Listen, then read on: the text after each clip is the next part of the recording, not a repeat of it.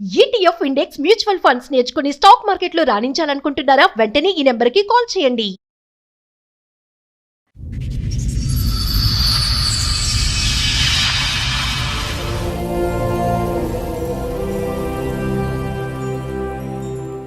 ఎన్నేళ్ల క్రితం పెళ్లి? 2013 మే డ్యూటీకి వెళ్ళగానే వెళ్ళిపోయింది. మళ్ళీ కేసు పెట్టి ఏ విషయాల మీద గొడవలు అవుతుంది ఇంట్లో? తిట్టకూడదు, కొట్టకూడదు. కొట్టేవా? ఒకసారి గొడవలు ఉన్నప్పుడు కొట్టాను. తాగుతావా? మందేస్తావా? ఆ, అప్పుడప్పుడు వేసినప్పుడు కొడతావా? ఇన్ని పంచాయతీల్లో పిల్లలు పుట్టారా మీరు? అంటే గొడవలు అయినప్పుడు అవుతుంటే మిగతా టైంలో మంచిగా ఉంటుంది. మందిగా ఉన్నప్పుడు పిల్లలు పుడుతుంటారు. హాలిడే తీసాను. ఒక అబ్బాయితో ఎఫ్ఐఆర్. సైకో, అమాయకత్వం, బ్రెయిన్ ఎదగలేదు. హార్ట్ మీద ట్యాక్ ఉంది. మీ ఆవిడకి ఏంటంటే ఇక్కడ మ్యారేజ్ కావాలి, అక్కడ చాటింగ్ కావాలి. డబ్బులు అడుగుతున్నా, మేము డిమాండ్ చేస్తుంది ఎంత అడుగుతుంది? 10 lakhs అడుగుతుంది. ఆ అమ్మాయికి ఏంటంటే అసలు సిసలుగా గట్టిగా భారీగా కనిపించేటటువంటి మగాడు కావాలి, అక్కడికి అట్రాక్ట్ అయింది. అది కూడా అయింది. సో ఆ అమ్మాయికి పెళ్లి కావాలి, బకరా లాంటి భర్త కావాలి, ఎలా ఆడిస్తే కనుక అలా ఆడించేటటువంటి ఒక మగాడు కావాలి. నమస్తే. సుమన్ టీవీ సమర్పిస్తున్న పద్మవ్యూహం కార్యక్రమానికి స్వాగతం. మరి ఈ కార్యక్రమంలో మనతో పాటు ఉన్నారు ప్రముఖ హైకోర్టు అడ్వకేట్ రమ్యాకుల గారు. నమస్తే మేడం. ప్రముఖ సైకియాట్రిస్ట్ డాక్టర్ కళ్యాణ్ చక్రవర్తి గారు. నమస్తే సార్. నమస్తే మేడం. సార్, మేడం సాయి గారు ఆయన సమస్య చెప్పుకోవడానికి ఇక్కడ వరకు వచ్చారు. ఆయన సమస్య ఏంటో అడిగి తెలుసు. తప్పకుండా. నమస్తే అండి. చెప్పండి సాయి గారు, ఎక్కడ నుండి వస్తున్నారు? నేను ఆల్వాల్ నుంచి వస్తాను. ఆల్వాల్ నుంచి. ఏం చేస్తూ ఉంటారు? నేను క్యాబ్ డ్రైవర్. ఓకే, చెప్పండి ఇక్కడ వరకు దేనికి వచ్చారు, ఏంటి మా సమస్య? వైఫ్ మీ వైఫ్ గురించి. మీది లవ్ మ్యారేజా, అరేంజ్డా? Love come arrange. Love come arrange. ఎన్నేళ్ల క్రితం అయింది మీ పెళ్లి? 2013 మే 2013. 13 ఓకే మే 22 ఓకే. హైదరాబాద్కి వచ్చాము. బాగానే ఉన్నాము. చిన్న గొడవలు అయ్యి 5-6 కేసెస్ అయింది. ఏం కేసులండి? అంటే ఇదే చెప్తే వినేది కాదు. ఇంకా నేను డ్యూటీకి ఎవరెవరు వెళ్ళగా ఉండేవాళ్ళు ఇంట్లో? మేమిద్దరమే మేడం. పిల్లలు మా ఎంతమంది? wife అప్పుడు ఫస్ట్ పిల్లలు లేదు. 1 year వరకు మేమిద్దరమే ఉన్నాం. ఆ చిన్న ఏదైనా గొడవ వస్తే నేను డ్యూటీకి వెళ్ళగానే ఆమె ఇంటికి వెళ్ళిపోయేది. వాళ్ళ అమ్మ కాల్ చేసి చేయగానే వాళ్ళ అమ్మ రమ్మనేది, వెళ్ళిపోయేది. వెళ్ళిపోయి ఒక 2 months రమ్మంటే రాకపోయేది, కేసు పెట్టేది. అట్లా ఒక 5 times అట్లా అయింది. ఇంకొకసారి ఎంత వయసు తేడా నీకు అమ్మాయికి? మాది 88, అమ్మాయిది 93. 5 years. ఓకే, అంతే కదా. అమ్మాయి చదువుకుందా? చదువుకుంది. ఓకే, చెప్పండి. Inter second year. సో ఏం లేదు, చిన్న గొడవలకి అమ్మ దగ్గరికి వెళ్ళిపోయేది, చిన్న గొడవలకి అమ్మ దగ్గర కేసులు పెట్టేది. పోలీస్ స్టేషన్ కి. లాస్ట్ లో 2019 లో గొడవ అయింది. బోర్డుపల్లిలో ఉండేది. మళ్ళీ గొడవ అయింది. నేను డ్యూటీకి వెళ్ళగానే వెళ్ళిపోయింది. మళ్ళీ కేసు పెట్టారు. కేసు పెట్టేటంత గొడవ ఏంటి అని? ఇక్కడ ఇంట్లో చిన్న గొడవ పెట్టుకుంటది, ఏదో ఒకటి వెళ్ళిపోతుంది. వెళ్ళిపోయి వాళ్ళ అమ్మ రమ్మనగానే వెళ్ళిపోతుంది. కనీసం వాళ్ళ అమ్మ వాళ్ళు నన్ను ఏమైందని అడగరు అసలు. అదేంటి ప్రతిదానికి పోలీస్ స్టేషన్ కి ఎందుకు? పెద్ద మనుషులు నేను అదే పంచాయతీ చెప్తా మేడం. పెళ్ళైనప్పటి నుంచి వాళ్ళకి ఏం చెప్తా అంటే, మనం మాట్లాడుకుందాం ఫస్ట్ అంటే, వాళ్ళు కనీసం నన్ను అడగరు. అమ్మాయి గొడవ పెట్టుకుని వెళ్ళిపోగానే ఏ విషయాల మీద గొడవలు అవుతాయి మీ ఇంట్లో? ఏదైనా చిన్న ఏదో ఒకటి. ఇంకా నేను చిన్న చిన్న గొడవలకు ప్రతిసారి పోలీస్ స్టేషన్ కి వెళ్తే పోలీసులు ఎంటర్టైన్ చేస్తున్నారా? అది ఇక అట్లా చాలాసార్లు అయిపోయింది. వాళ్ళు నన్ను అడగరు, కనీసం వెళ్ళిపోతారు, కేసు పెడతారు. కేసు ఏంటంటే వాళ్ళకి ఏంటంటే ఫస్ట్ నుంచి అలవాటు, పోలీసు వాళ్ళు అబ్బాయిలనే తిడతారు, అమ్మాయిలు ఒక్క మాట అన్నారు. నా కేసులో అయితే. నీ కేసులో కాదు, ఏ కేసులో జనాలకు ఆ ఫీలింగ్ గానీ ప్రతిసారి వెళ్తుంటే పోలీసులకు కూడా ఒళ్ళు మండిద్ది కదా. స్టేషన్ మారుస్తున్నారు. ఒకసారి బోడుపల్లో, ఒకసారి మా ఊర్లో, ఒకసారి ఇంకో ఊర్లో, పక్క ఊర్లో. అంటే మీరు ఇప్పుడు ప్లేసులు మారుతూ ఉంటారా రెంట్ లో? ఇక్కడ హైదరాబాద్ లో ఉన్నాం మేడం. కాకపోతే ఊర్లో ఇక్కడ ఒక కేసు అయింది, బోడుపల్లి అయింది, మేడిపల్లిలో. తర్వాత వాళ్ళ అమ్ముండే దగ్గర ఒకసారి కేసు అయింది. తర్వాత వాళ్ళ మండలంలో ఒకసారి కేసు అయింది. మళ్ళీ మా డిస్టిక్ మహబూబాబాద్ డిస్టిక్ అని మహిళా పిఎస్ లో మా ఫ్యామిలీ మొత్తం మీద పెట్టారు. ఈ 13 years లో 13 times పోలీస్ స్టేషన్ కి వెళ్ళినట్టున్నావు. 36 వరకు పెట్టారు. ఓకే. అంటే లాస్ట్ కేసు అదైంది. మహిబాద్ లో పెట్టిన తర్వాత మళ్ళీ బయటకు వచ్చేసి ఓకే మంచిగా ఉందామని చెప్పేసి మాట్లాడుకుని. ఏం కంప్లైంట్స్ ఇస్తా నీ మీద? కొడతాడా, తిడతాడా, తాగుబోతా, ఇంట్లో ఇవ్వడా? అన్ని పెడతాడు మేడం. అన్ని ఉన్నాయా నీ దగ్గర? అన్ని రెడీగా? అంటే నా దగ్గర ఏం లేవు మేడం. మరి లేకుండా ఊరికే పెట్టడానికి అవ్వదు కదా. అమ్మాయి ఇంకా అట్లా చెప్తుంటది. చెప్పిన పోలీసులు తీసుకోరుగా, కౌన్సిలింగ్ ఇచ్చి ఇద్దరిని కలిపి పంపిస్తారా? పోలీసు వాళ్ళు అదే నన్ను బెదిరించడము. ఏమని చెప్తా? కొన్ని బెదిరింపు ఏంటో చెప్పు. అయ్యా తిట్టకూడదు, కొట్టకూడదు అంటే? తిట్టకూడదు, కొట్టకూడదు. కొట్టేవా? ఒకసారి బోడుపల్లి ఉన్నప్పుడు కొట్టాను. మా ఇంట్లో ఫ్యామిలీ వాళ్ళతో. తాగుతావా? మందేస్తావా? అప్పుడప్పుడు తాగుతాం. అప్పుడప్పుడు వేసినప్పుడు కొడతావా? లేదు లేదు, అది వేసినప్పుడు కాదు, జనరల్ గా గొడవ అంటే ఇన్ని పంచాయతీల్లో పిల్లలు పుట్టారా మీకు? ఇంకా అంటే గొడవలు అయినప్పుడు అవుతుంటే మిగతా టైంలో మంచిగా ఉంటుంది. మంచిగా ఉన్నప్పుడు పిల్లలు పుడుతుంటారు, గొడవ అయినప్పుడు పోలీస్ స్టేషన్. ఫస్ట్ పాప ఓకే సార్, సెకండ్ పాప అప్పుడు అనుకోకుంటది. ఇంకా నేనంటే పాప 14th ఫిబ్రవరి, బాబు వచ్చేసి 18th ఆగస్ట్ 1. బాబు అప్పుడు పాప అప్పుడే గొడవలు అవుతున్నాయి, ఇంకా పిల్లలు వద్దు కొంచెం టైం తీసుకుందామని చెప్పేసి 4 years వెయిట్ చేస్తాను. ఇంకా అప్పుడు సడన్ గా జరిగిపోయింది. సరే, ఇక్కడ గోడపల్ల ఉన్నప్పుడు బాబు పుట్టే టైంలో, బాబు పుట్టిన తర్వాత 1 yearకి ఇంక ఇక్కడ నుంచి కేసు అయిపోయి గొడవలు అయిపోయి మళ్ళీ ఒకరోజు ఆమె పుట్టింటికి వెళ్ళిపోయింది. చిన్న చిన్న గొడవలు అయినా వెళ్ళిపోయింది. పుట్టింటికి వెళ్లే ముందు పోలీస్ స్టేషన్ కి వెళ్తుందా నీ దగ్గరకు వచ్చే ముందు? వాళ్ళ అమ్మకి నేను డ్యూటీకి వెళ్ళగానే గొడవ పెట్టుకుని వాళ్ళ అమ్మకి ఫోన్ చేస్తుంది. వాళ్ళ అమ్మ ఏమంటదంటే, నువ్వు రా బిడ్డ నా దగ్గరికి, వాడి దగ్గర ఎందుకున్నావు, ఆవిడ వెల్కమ్ ఎప్పుడైతే అత్తగారు ఆమె మాట్లాడగానే వెళ్ళిపోతుంది. ఒక 1 month 2 months ఫోన్ లో మాట్లాడుకుంటాం, గొడవలు అయితే పోలీస్ స్టేషన్ కి వెళ్ళిపోతారు. మినిమం 2 months ఉంటుందా అక్కడ? 2-3 months ఉంటాయి సార్. అబ్బా, పిల్లలు ఆవిడ తీసుకెళ్తుందా వదిలేసి తీసుకెళ్ళి చిన్న పిల్లలు తీసుకెళ్ళి, ఫస్ట్ పాప ఉండేది, తర్వాత బాబు. సైకో, అమాయకత్వం, బ్రెయిన్ ఎదగలేదా? అన్ని సార్ నాకు తెలిసినంత వరకు అయితే అన్ని. ఇంకా నేను ఇంకో 2 చెప్తే అవి కూడా అంటావు. లేదు సార్, అంటే నీ మీద ఏం చెప్తుంది అంటే అన్ని చెప్తుంది అంటున్నావు. నువ్వు ఆవిడ మీద ఏం చెప్తావు? వాళ్ళ ఇంటికి వెళ్ళిపోతే పోలీస్ స్టేషన్ కి కంప్లైంట్ చేస్తుంది. ఇవి కాకుండా ఏం చెప్తావు ఆవిడ మీద?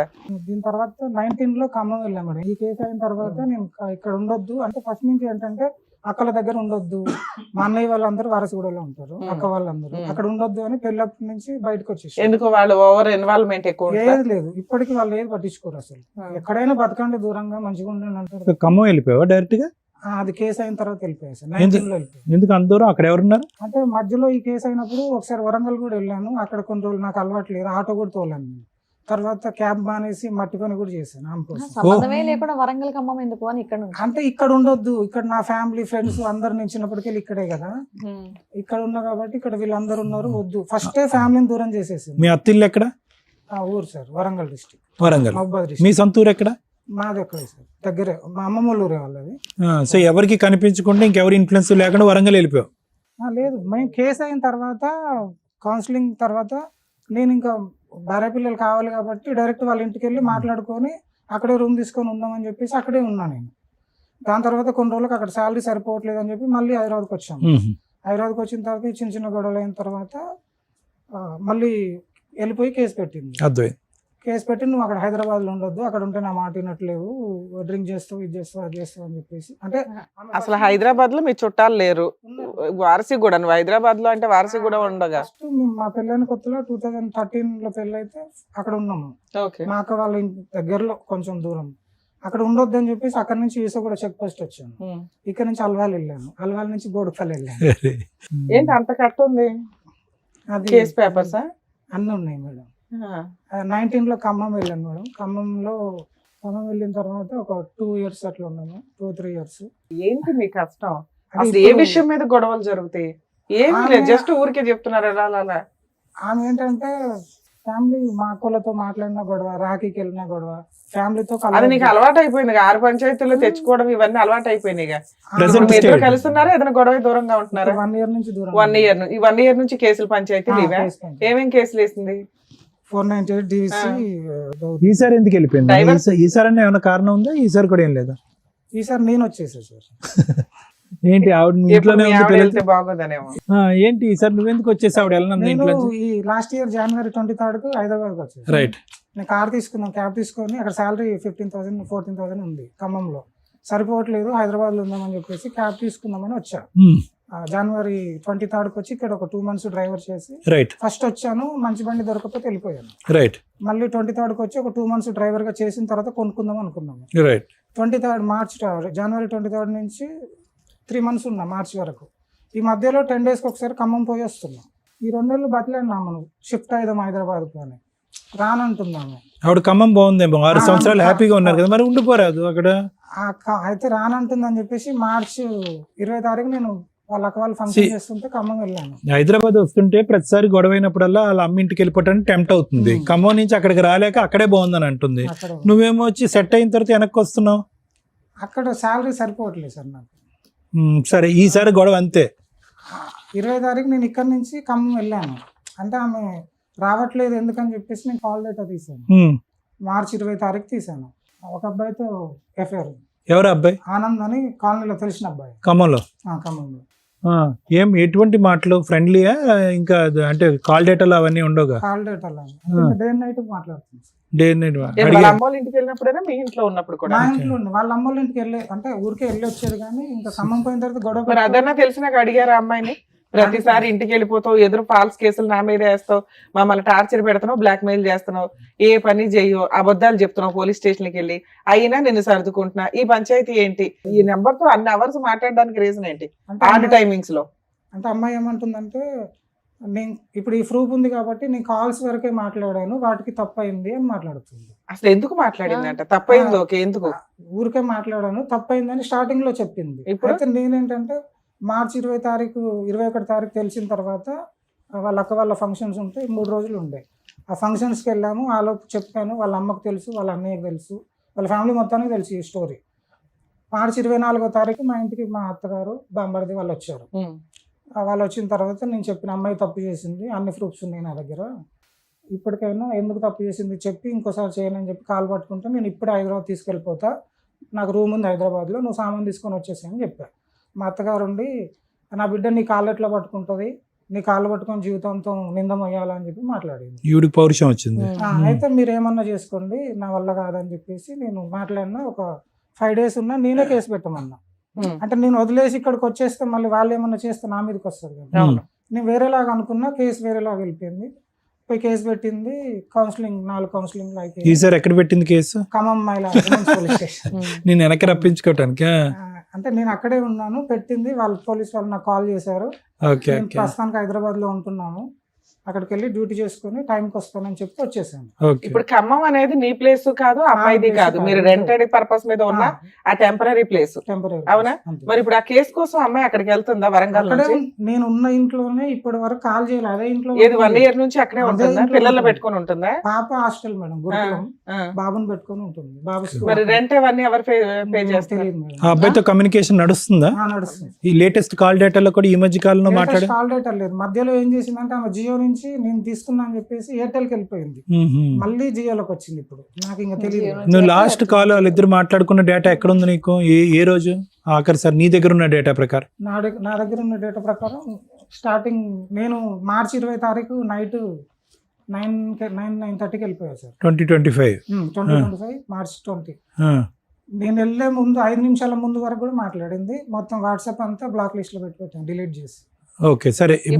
పోలీస్ స్టేషన్ లో ఆ మాట చెప్పారా మీరు? చెప్పినా, అన్ని చెప్పాను మేడం. ఏమంటది అమ్మాయి? పోలీస్ స్టేషన్ లో ఒప్పుకుంటున్నది. పోలీస్ సార్ వాళ్ళు ఏమంటారు అంటే, అరే బాబు ఇక్కడ ఒప్పుకుంటది, కోర్టులో ఒప్పుకోదు. ఏం ఒప్పుకుంది పోలీస్ స్టేషన్ లో? ఇది ఫోన్లు మాట్లాడుతున్నానని. ఫోన్లు మాట్లాడుతుందా లేదంటే అబ్బాయితో సంబంధం ఉందనా? ఇంకా అంతే, ఒప్పుకుంది. అది 2 ఒప్పుకుంది. నాతో కూడా ఒప్పుకుంది. తర్వాత నేను వాళ్ళ అమ్మ వాళ్ళు వెళ్ళిపోయిన తర్వాత 2-3 రోజులకు నా కాళ్ళు పట్టుకొని, ఇది ఒకసారి తప్పు చేశాను. ఇప్పుడు ఇదేనా? ఇంతకు ముందు కూడా ఉంది ఆవిడకి? ఉంది సార్, కాకపోతే నాకు తెలియదు. కాల్ డేటా లేదు మన దగ్గర, ప్రూఫ్స్ లేవు. సరే సార్, పోలీస్ స్టేషన్ లో మీరు ఒక క్లారిటీ, అక్కడ కౌన్సిలింగ్ జరుగుంటదిగా, ఆ అమ్మాయి నేను కాపురానికి వస్తానంటుందా, విడాకులు ఇవ్వమంటుందా? సో మీకు తెచ్చుకునే ఉద్దేశం లేదు కాబట్టి కేసు పెట్టుకోండి అన్నారు. వచ్చేసారు, వచ్చి 6 months అవుతుంది. మరి మీరేం కేసులు వేసారు? నేను ఇంకేమీ డైవర్స్ కేసు గానీ ఏమన్నా వేసారా? నేనేమి ఇక్కడికి ఎందుకు వచ్చారు? అంటే నేను మళ్ళీ తర్వాత అబ్బాయి ఇంటికి కూడా వెళ్ళాను. అబ్బాయి నన్ను మా అమ్మని తిడితే మా అమ్మని తీసుకుని అబ్బాయి ఇంటికి వెళ్ళాను. October 7th వెళ్ళాను. అంటే నువ్వు ఎక్కడో పోయి మాట్లాడుతున్నావు అమ్మాయిలాగా, నువ్వు ఇలా వదిలేసుకున్నలాగా ఉండి అదే దాన్ని రెచ్చగొడితే నేను మా అమ్మని తిడితే పోయి మాట్లాడితే అబ్బాయి ఏమంటుండో, వాళ్ళ నాన్న కూడా నాకు తెలుసు బాగా. వాళ్ళ నాన్న, వాళ్ళ అమ్మ, మా పాత ఓనర్ అన్నయ్య వాళ్ళందరినీ పిలిచి మాట్లాడాను. ఏం మాట్లాడట్లేడు అబ్బాయి. నైట్ ట్రాన్సాక్షన్స్ ఉన్నాయి మేడం, నైట్ 1:30కి ఉన్నాయి. మొత్తం నేను బయట పెట్టగానే అమ్మాయి డిలీట్ చేసింది గూగుల్ పేలో ట్రాన్సాక్షన్స్. టైమింగ్స్ ఉన్నాయి. అడిగితే అబ్బాయి చెప్పట్లేడు. అబ్బాయి చెల్లె కూడా మా వైఫ్కి డబ్బులు ట్రాన్సాక్షన్ చేసింది. వాళ్ళ నాన్న ముందే అమ్మాయికి ఫోన్ చేసి అవన్నీ స్క్రీన్ షాట్స్ పెట్టు నాకు అని అడిగితే పెట్టట్లేదు. నేను అప్పుగా అడుక్కున్నాను, కాలేజ్ ఫీజు కోసం అడుక్కున్నాను ఆ అబ్బాయి వాళ్ళ చెల్లె చెప్తుంది. అదైనా స్క్రీన్ షాట్ పెట్టంటే పెట్టట్లేదు. నేను చూశాను. ఈమె వాళ్ళకి పంపడం కాదు, వాళ్ళే వీళ్ళకి పంపారు. ఇప్పుడు కేసులో మీ ఇంట్లో వాళ్ళని కూడా యాడ్ చేశారు, మా అమ్మని యాడ్ చేశారు. మరి వాళ్ళు ఏమనట్లేదా? ఎందుకు ఆమెకి ఏం తెలియదు మేడం. అసలు ఆమె మా భార్యతో మాట్లాడక 1 year పైన, 1.5 years 2 years. మీ అమ్మగారి వయసు ఎంత ఇప్పుడు? 70 పైన ఉంటాయి మేడం. పోలీసులు ఆవిడ పేరు ఎందుకు యాడ్ చేశారు? ఈమె పెట్టింది. ఆవిడ పెడుతుందిలే, పోలీసులు తీసేస్తారు అంత సీనియర్ సిటిజన్స్ ని. ఓకే. అబ్బాయి ఇంటికి వెళ్ళి మాట్లాడిన తర్వాత నాతో అంతకుముందు ఒకసారి కాల్ మాట్లాడాడు, ఒక గంటన్నర మాట్లాడాడు. లాస్ట్లో చేసుకుంటా అన్నాడు. అంటే నీకు ఇష్టం లేని ఎట్లా చేసుకుంటామంటే మీరు అందరు కలిసి అంటగడుతున్నారు కదా, నేను ఏం చేసుకుంటాను. చేసుకుంటాడు? మా ఆవిడనే ఆయన చేసుకుంటాడంట. చేసేసుకోమని పోయావా? నీకు విడాకులు వచ్చేసాయి? మా అమ్మ నేను లాస్ట్ అదే చెప్పాను.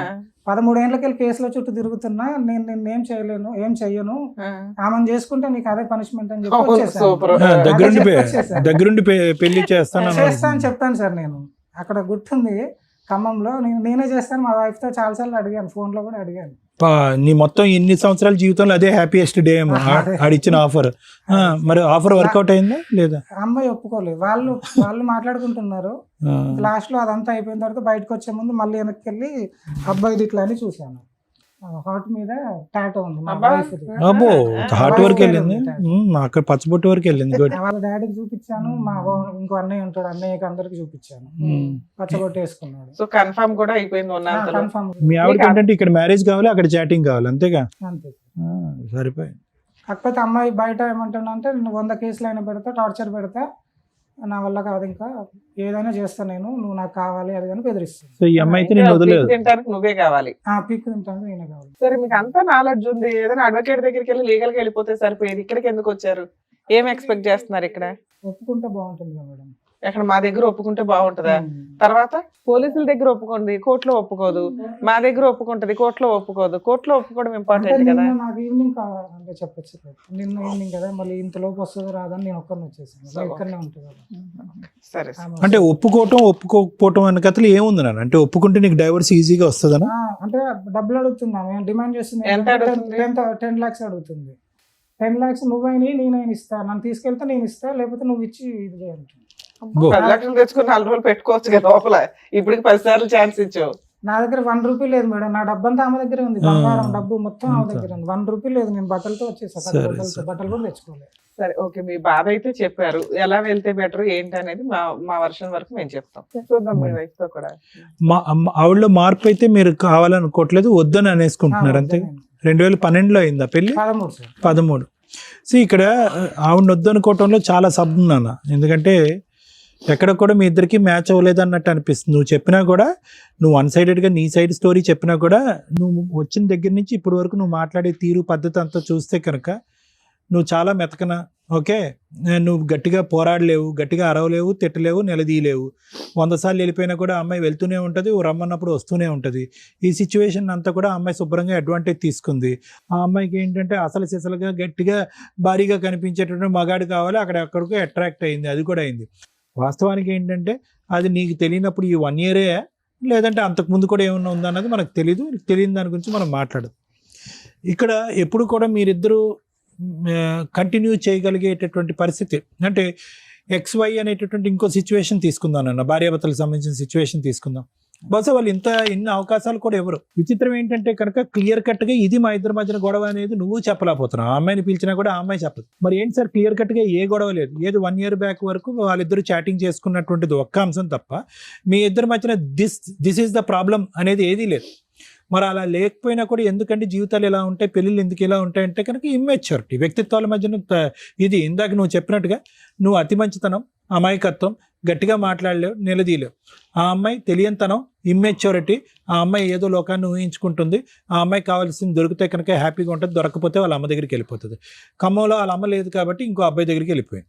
ఇంకంతే.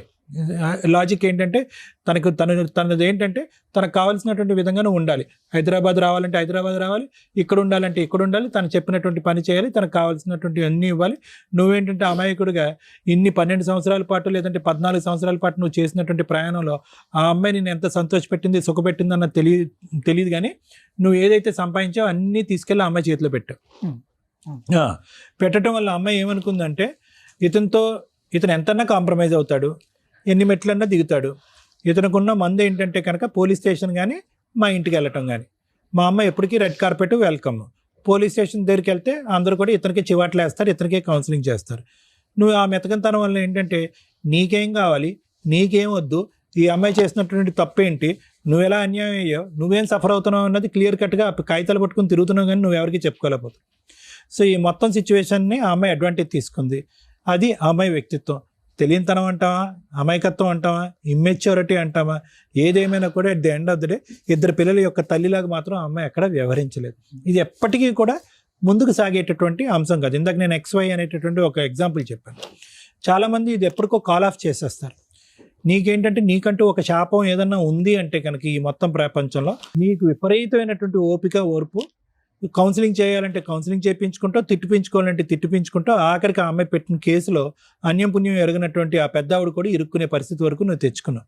ఇలాంటి వాళ్ళకి 1, 2, 3 లేదంటే ఒక 4 సంవత్సరాల తర్వాత ఈ అమ్మాయికి నాకు వర్కౌట్ అవ్వట్లేదు, ఎందుకంటే ఊ అన్నా ఏమన్నా కూడా అక్కడి నుంచి ఆ అమ్మాయి విత్డ్రా అయిపోతుంది. అంటే ఆ అమ్మాయికి ఎక్కడా కూడా ఇద్దరు పిల్లలు కనేసిన తర్వాత ఆ మెచ్యూరిటీ రాకపోగా కాపురం సంసారం చేసి కుటుంబాన్ని నిలబెట్టుకుని పెళ్లి మీద ఉండే గౌరవం లేనటువంటి ఒక వ్యక్తిత్వంలో నాకు అనిపిస్తుంది.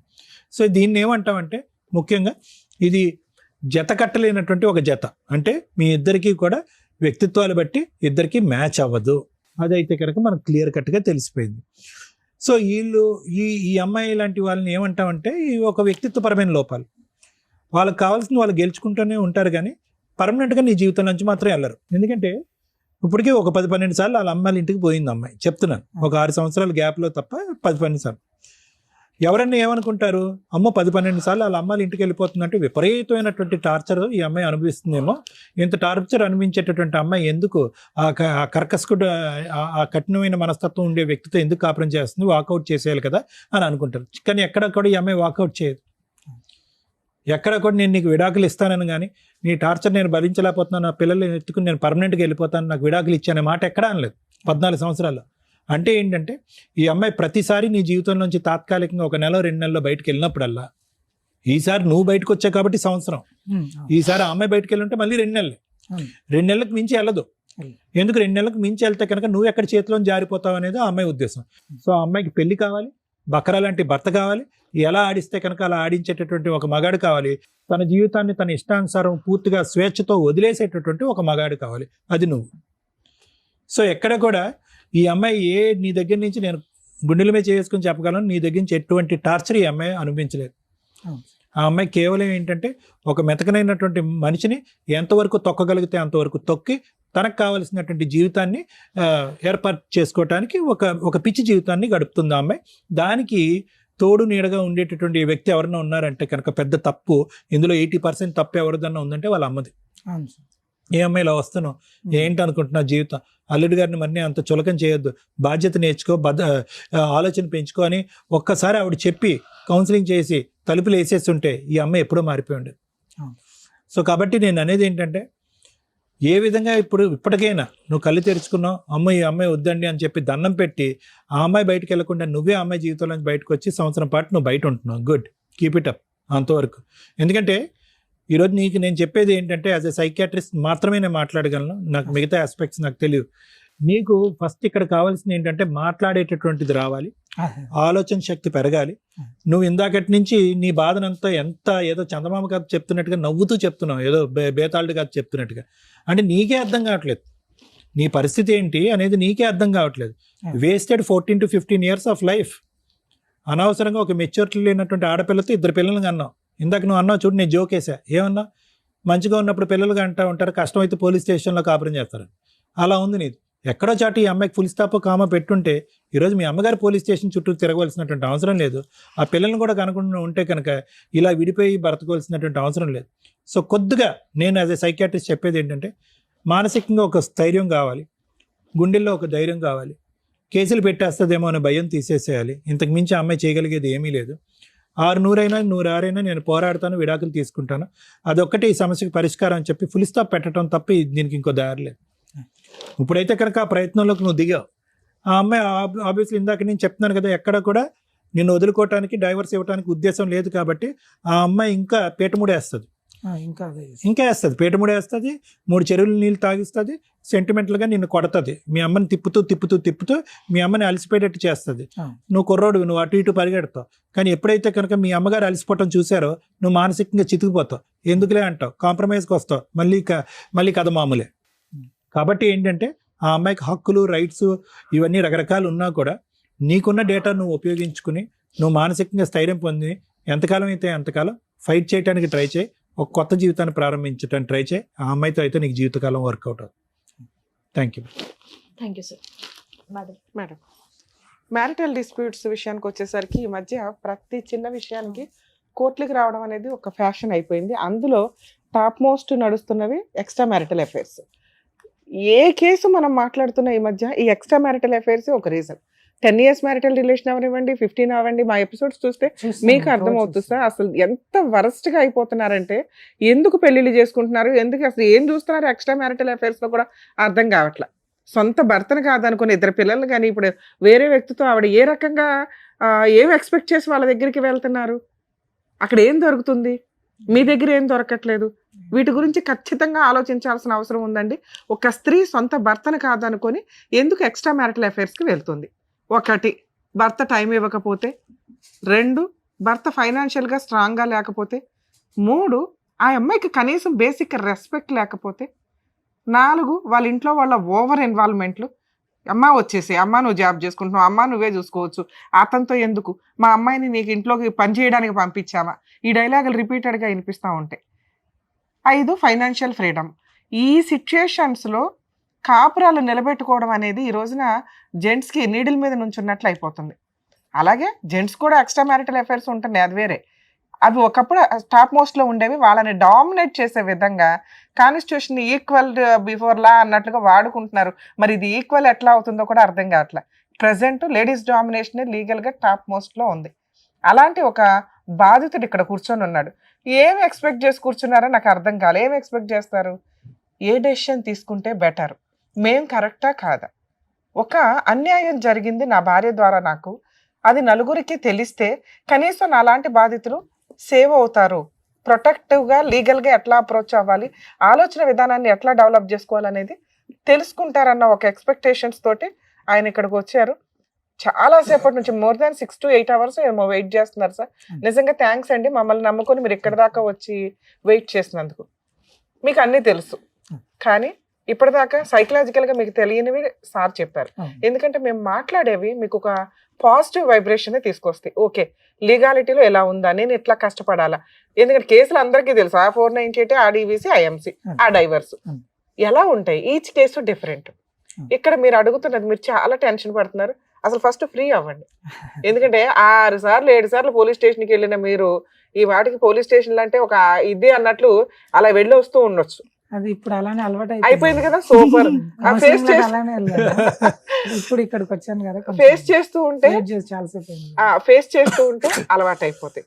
భయపడాల్సినంత. మళ్ళీ 498 తర్వాత మళ్ళీ కేసు పెట్టింది మేడం. ఏం కేసు?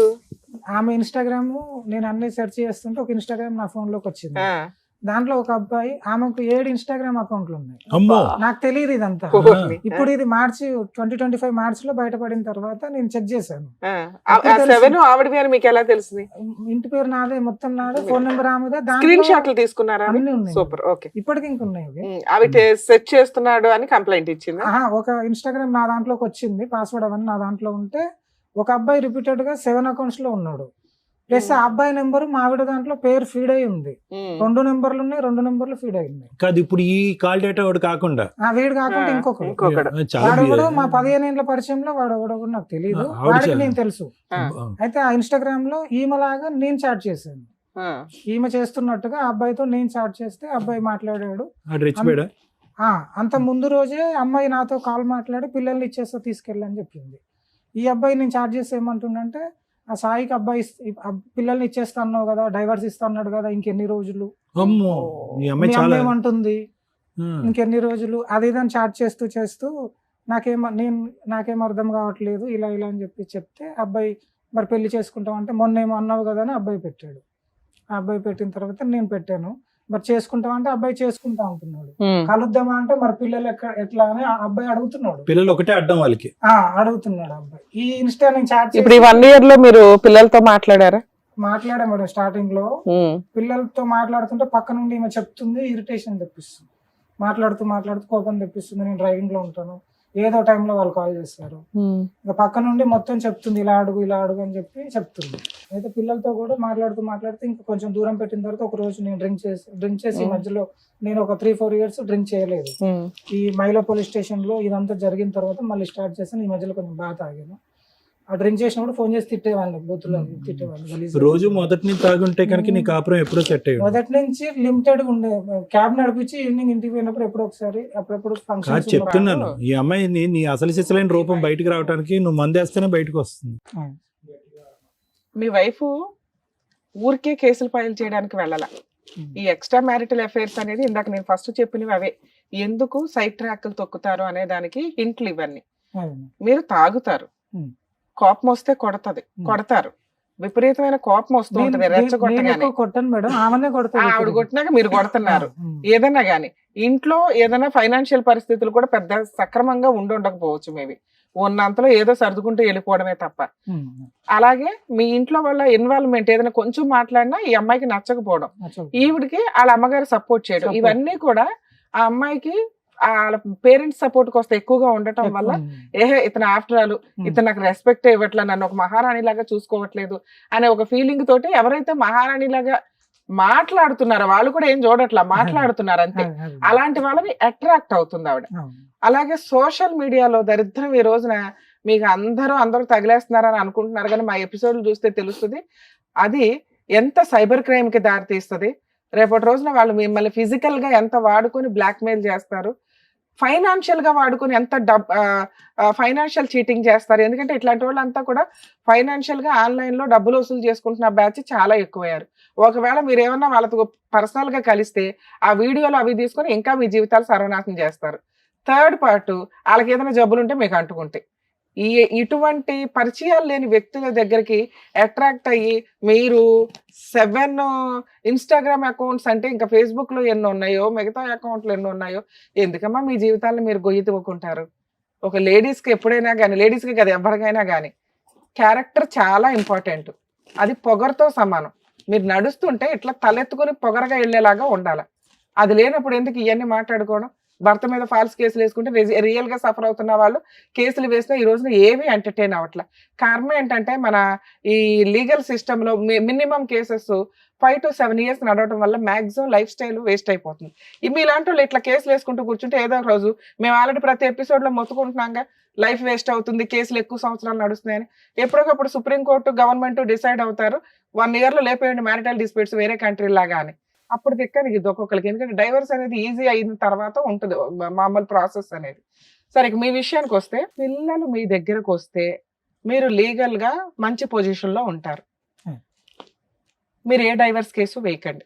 ఎందుకంటే మీకు ఇప్పుడప్పుడే డైవర్స్ రావు. పిల్లలు ఆవిడ దగ్గర ఉన్నారు.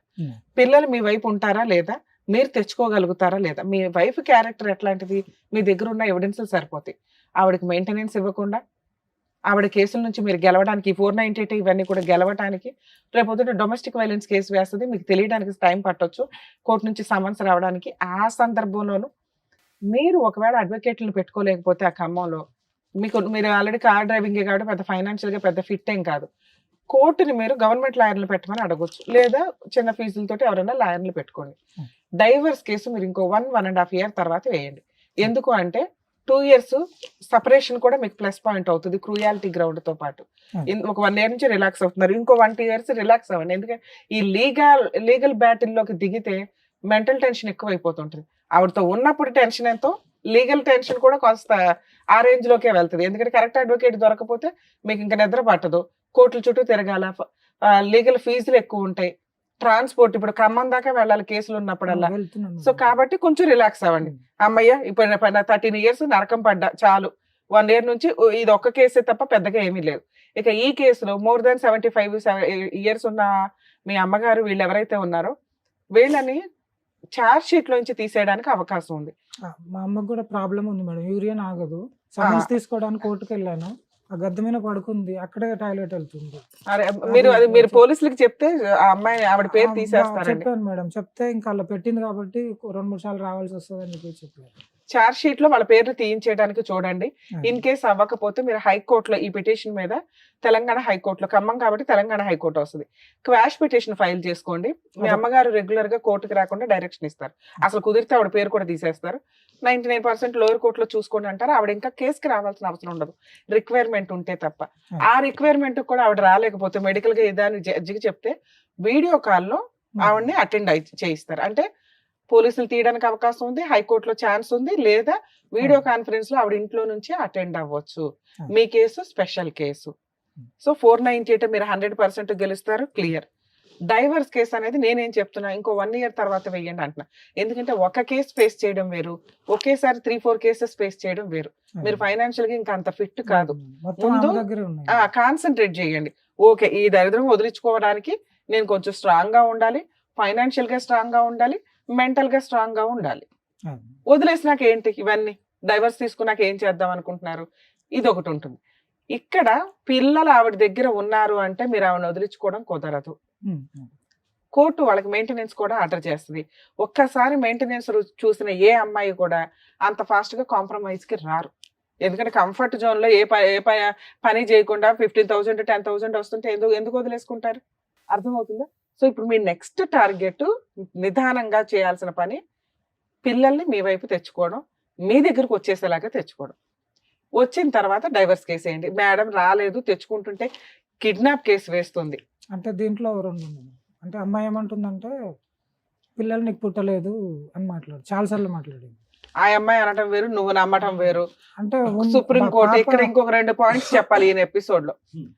పిల్లలు రీసెంట్ గా సుప్రీంకోర్టు చెప్పింది అసలు అట్లాంటి వీడియోలు చేయకూడదు అనుకుంటున్నాను నేను. కర్మకాయలు ఇప్పుడు మళ్ళీ ఆయన ఆ పాయింట్ రేస్ చేయడం వల్ల చెప్పాల్సి వచ్చింది. పెళ్ళయిన తర్వాత పెళ్లికి ముందు ఎవరికి పుట్టినా కూడా ఎవరైతే తాళి కడతారో ఆయనే హస్బెండ్ అట. మరి ఎవరు చెప్పారు అంటే సుప్రీంకోర్టు అదొక జడ్జిమెంట్ కింద పాస్ చేసింది. ఇట్లాంటి మేము చెప్పాం అనుకోండి, అర్జెంట్గా కదా ఫాలో అయిపోతుంటారు. వాళ్ళకి వీళ్ళకి వెళ్ళి కనేసి వీళ్ళ అకౌంట్లో వేసాడు. బాబు ఇప్పుడు మీకు అర్థమైందా? ఆ పిల్లలు నీ పిల్లలే అయినా కాకపోయినా ఆధార్ కార్డులో, బర్త్ సర్టిఫికెట్ లో టైటిల్ నీదే ఉంది, మెయింటెనెన్స్ నువ్వే కట్టాలి, నీ యాన్సిస్టర్ ప్రాపర్టీస్ వాళ్ళకి షేర్ వెళ్తుంది.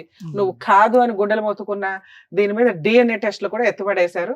కాబట్టి కొంచెం జాగ్రత్తగా ఉండండి అబ్బాయిలు. పుట్టే పిల్లలు రేపొద్దున ఛాలెంజ్ చేస్తారు, ఇంకొంచెం జాగ్రత్తగా ఉండండి. ఇక ఇందాక ఒక మాట అన్నారు, ఇది చాలా మంది తెలిసి తెలియక చేస్తున్న పని అండి. సీక్రెట్ గా సీసీ కెమెరాలు పెట్టేయడం, బెడ్రూముల్లో కూడా పెట్టడం. ఎందుకంటే ఎవిడెన్స్ కావాలి. బెడ్రూమ్లోకి వెళ్ళి మాట్లాడుతుందండి, బాత్రూంలోకి వెళ్ళి మాట్లాడుతుందండి, వీళ్ళే చాటింగ్లు చేయటం. Worst of worst. లీగల్ గా క్యారెక్టర్ మొత్తం కిందకి వెళ్తుంది. 99% ఎవిడెన్స్ ప్రాపర్ గా పెట్టుకొని ఇంకేదో కనిపెడదామని 1% మీరు చేసే ఈ పనులు ఏవైతే ఉంటాయో ఈ 99% కూడా దీంట్లోకి వెళ్ళిపోద్ది.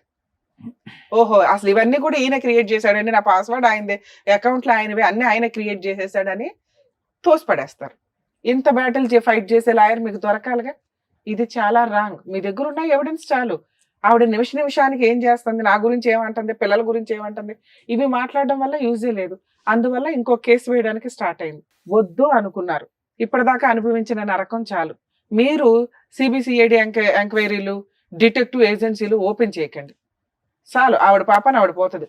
ఒక భర్త వదిలేయడం అంటేనే అదో పెద్ద పనిష్మెంట్ కింద లెక్క. అంటే నన్ను ప్రతిదానికి వేరే కేసులలో పెట్టడం, మొన్న కేసు దీన్ని ఇన్వాల్వ్ చేయడం వల్ల అమ్మాయి పెట్టింది. నా వెనక తిరుగుతున్నాడు, ఎంక్వైరీ చేస్తున్నాడు, దొంగ అకౌంట్లు ఓపెన్ చేశాడు, అందులో ఈయన మెసేజ్లు పెడుతున్నాడు, నా తరపున నా పరువు తీసేస్తున్నాడు, నా నెంబర్ ఎక్కడో బాత్రూముల దగ్గర పెట్టారు, ఇలా వాడతారు. మీరు వద్దు అనుకున్నాక ముందు బ్రెయిన్ లోంచి డిలీట్ చేయండి. ఈ 13 years నుంచి పడిన ప్రాబ్లం కి మీ దగ్గర బోల్డ్ అంత ఎవిడెన్స్ ఉంది. అది చాలు. మీరు నమ్మారుగా ఆ అమ్మాయి క్యారెక్టర్ లెస్, ఆ అమ్మాయితో నేను కాపురం చెయ్యను, ఎంతకాలం అన్నా న్యాయం కోసం పోరాడతాను తప్ప ఈ అమ్మాయిని మళ్ళీ ఇంట్లోకి రానిచ్చే ఛాన్స్ అయితే లేదు. ఈ 13 ఏళ్లలో ఇలాంటి పంచాయతీలు బోల్డ్ అయినాయి. కోర్టే నాకు న్యాయం చెప్పాలి. దీంతో పాటు నేను కొంచెం త్వరగా ఈ అమ్మాయిని వదిలించుకోవాలి అంటే పిల్లల అమ్మాయి దగ్గర ఉన్నా లేకపోయినా ఈ లీగల్ గా ఎక్స్పెన్సెస్ పెట్టుకునే కంటే ₹1 ఆ అమ్మాయికి ఫుల్ అండ్ ఫైనల్ సెటిల్మెంట్ చేసుకుని మ్యూచువల్ డైవర్స్ తీసుకోవడం బెటర్. ఇందులో పిల్లల్ని మీకు ఇచ్చేస్తే ఆ ₹1 కాకుండా అది ₹10 పడిపోద్ది. మీరు ఏమి ఇవ్వకుండా ఫ్రీగా అమ్మాయికి అక్రమ సంబంధాలు ఉన్నాయి, ఇదిగోండి చాటింగ్లు ఉన్నాయి, వదిలిచ్చేసుకుందాం అనుకుంటున్నానండి అంటే ఫ్రీగా నీకు డైవర్స్ ఇవ్వాల్సిన అవసరం ఆ అమ్మాయికి లేదు. అలాగే అమ్మాయి అడిగినంత 10 lakhs కదా, ఎందుకంటే చాలా పట్టుకొని వెళ్ళిపోయింది అంటున్నావు. నీ రేంజ్ ఏంటి 2 lakhs 3 lakhs ఏదో ఒక ఫిగర్ పెట్టుకో. ఈ 1 year లో అది సంపాదించుకోవడానికి చూడు. ఆ అమ్మాయిని వదిలించుకోవాలంటే ఇదిగో ఈ 3 lakhs నేను ఇవ్వాలా, దానికి తగ్గ నువ్వు ఫైట్ చేసుకుంటూ ఈ ఎవిడెన్స్ వేస్తే చచ్చినట్టు 3 lakhs వస్తుంది. మేడం పిల్లలు నీ దగ్గర ఉండడం చాలా అవసరం. దీని మీద టార్గెట్ అయితే పెట్టుకో. ఆవిడే ఇచ్చేస్తానందండి అంటే తెచ్చుకో. మేడం పెంచే వాళ్ళు ఎవరున్నారండి అంటే ఫైనాన్షియల్ గా చాలా ప్రాబ్లం అవుతుంది. అదే హాస్టల్లో నువ్వు కంటిన్యూ చేయి. మేడం నేను చెప్పండి. పిల్లల్ని ఇస్తా అంటుంది మేడం. నేను చెప్పిన పిల్లల్ని ఇస్తా అంటే నేను వచ్చి తీసుకెళ్ళడం కాదు, నలుగురిలో పెద్ద మనుషులో పెట్టి అవును. లేదంటే పోలీస్ స్టేషన్కి వచ్చి చెప్పి నేను తీసుకెళ్తాను, అవును. లేదు ఇంటికి వచ్చి తీసుకెళ్ళంటుంది. అసలు అట్లా తీసుకున్నాకంటే అది కిడ్నాప్ అవుతుంది. ఎదురు ఆవిడే ఏదో చేసుకుని మీ మీద ఇంకో కేసు వేయడానికి అందుకే ఇవ్వండి. నేను అసలు వెళ్ళట్లేదు. ఇంకోటి ఏంటంటే నేను ఇన్ని సంవత్సరాలు చేసిన డబ్బులంతా ఆమె ఇంట్రెస్ట్లకు ఇచ్చుకుంది. గోల్డ్ చైన్, పుసల తాడు, నలుపుసల గొలుసు అన్ని రీసెంట్ గా నేను హైదరాబాద్కి వచ్చిన జనవరిలో కూడా చేయించుకుంది. 70,000 పెట్టి చేయించుకుంది, ఇంట్రెస్ట్లకు ఇచ్చుకుంది. అన్ని ఆమె దగ్గర ఉంది, ఎవిడెన్స్ ఉంది. ఇప్పుడు అవి కావాలా నీకు? నాకేం వద్దు మేడం, నేను చెప్పాను ఆమెతోటి ఫ్రీగా ఇస్తానంటావు. అవన్నీ నువ్వు ఉంచుకో, పిల్లలు నాకు ఇచ్చేసే అని కూడా చెప్పాను. నువ్వు స్వీట్ బాక్స్ పెళ్లిగా ఉన్నప్పుడు చేసి తీసుకెళ్లి ఆవిడకి ఇచ్చావు, తినేసింది. ఆవిడ దగ్గర ఆ బాక్స్ ఏదో దాచుకుంది. ఇప్పుడు కేసులు వేస్తే నీకు ఇంకో స్వీట్ బాక్స్ ఖర్చు అవుతుంది. ఆవిడ అందులో 50% అడుగుతుంది. ఇచ్చి వదిలించుకుంటావా? నీకు అంతకుముందు స్వీట్ బాక్స్ ఇచ్చాక సరిపెట్టుకో అంటావా? అంటే ఇప్పుడు రీసెంట్ గా జరిగిన రీసెంటే అది. రీసెంట్ గా ఇంకా కేసులు వేయలేదు, ఒకటే వేస్తుంది. మిగతా వేసుకుంటూ వెళ్తే మీకు చాలా ఖర్చు ఉంది. మీరు ఒక రీజనబుల్ అమౌంట్ పెట్టుకోవాలా, ఇవ్వాలా. తినేసిన వాటి గురించి మాట్లాడొద్దు, యూజే లేదు. అంటే నా దగ్గర ఏం లేవు మేడం. అందుకే మిమ్మల్ని ఇప్పుడు ఏం సెటిల్ చేసుకోమని అనట్లేదు కదా. 1 year గ్యాప్ తీసుకోండి, 2 years గ్యాప్ తీసుకోండి. ముందు అమౌంట్ సంపాదించడం మీద ఇది అవ్వండి. ఫైనాన్షియల్ స్ట్రాంగ్ గా ఉంటే ఇవన్నీ తట్టుకోవడం ఈజీ. ఇప్పటికిప్పుడు సెటిల్ చేసుకుని ప్రాబ్లం క్లియర్ చేసుకుని ఇంకో అమ్మాయిని చేసుకోవాలా? బయట అమ్మాయిలు అలాగే ఉన్నారు, కంగారు పడకు చేసుకోవాలని. నేను లేదు మేడం, నేను వాళ్ళకి చెప్పాను బాండ్ పేపర్ అప్పుడు రిలాక్స్ గా ఉండు, మనకు అవసరం లైఫ్ లో పెళ్ళే వద్దని చెప్పాను నేను. రిలాక్స్ ఉండి. ఇప్పుడు నీకు అర్జెంట్ గా కూడా చెప్పాను, నీకు అర్జెంట్ గా డైవర్స్ అవసరంలా. అవసరం లేదు. కాన్సన్ట్రేషన్ అంతా కెరియర్ మీద పెట్టు, రిలాక్స్ అవ్వు. పిల్లలు వస్తే తీసుకో. ఏ రోజైతే నువ్వు ఫైనాన్షియల్ గా స్ట్రాంగ్ ఉన్నావో డైవర్స్ కేసు ఈ 2 కేసులు ఫైట్ చేసుకో. మ్యూచువల్ డైవర్స్ కి వెళ్ళు, త్వరగా క్లియర్ అయిపోతుంది. పిల్లల్ని ఇస్తానంటే త్రూ పోలీస్ స్టేషన్ ద్వారా ఇవ్వమనండి, తెచ్చుకోండి. లేదా కాస్త కొంతకాలం 1 year గ్యాప్ తీసుకున్నాక లీగల్కి వెళ్ళండి మేడం. అంతే. ఓకేనా అండి? Thank you. చేస్తున్నాను. Thank you sir. Thank you madam. మరో కథతో మళ్ళీ కలుద్దాం.